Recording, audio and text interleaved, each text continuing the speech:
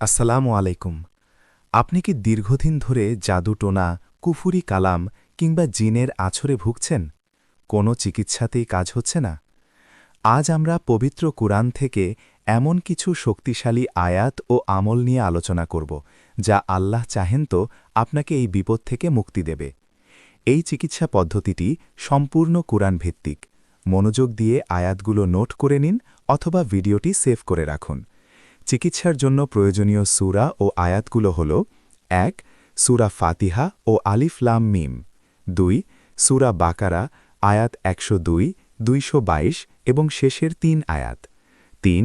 সূরা মায়েদা, ৩ নং আয়াত। ৪. সূরা আনাম, ১২২ নং আয়াত। ৫. সূরা আরাফ, ১১, ১২, ১৩, ১৮, ২৭, ২৮, ১২১ ও ১২২ নং আয়াত।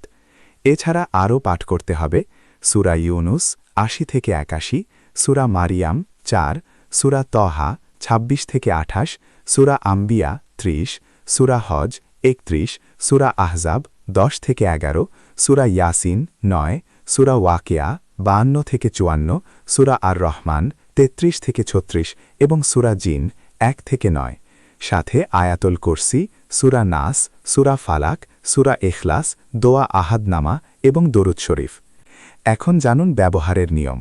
যারা জাদুটোনায় আক্রান্ত বা কুফুরি বিদ্যায় ক্ষতিগ্রস্ত, তারা এই আয়াতগুলো পড়ে বৃষ্টির পানি অথবা জমজমের পানিতে ফুঁ দেবেন।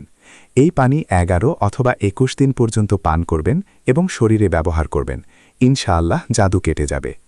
আর যারা জিন দ্বারা আক্রান্ত, তাদের জন্য উপরের আমলের পাশাপাশি এই আয়াতগুলো পড়ে খাঁটি সরিষার তেল বা জৈতুনের তেলে ফুঁ দিতে হবে। এই তেল নিয়মিত ৩ থেকে ৪ মাস শরীরে ব্যবহার করতে হবে। সতর্কতা ও শর্তসমূহ: ১. জিনগ্রস্ত রোগীর শরীরে প্রতিদিন সকাল ও সন্ধ্যায় অন্য একজন ব্যক্তি দিয়ে তেল মালিশ করাতে হবে। ২. প্রতিদিন অন্তত একবার এই আয়াতগুলো পড়ে রোগীকে শোনাতে হবে। ৩.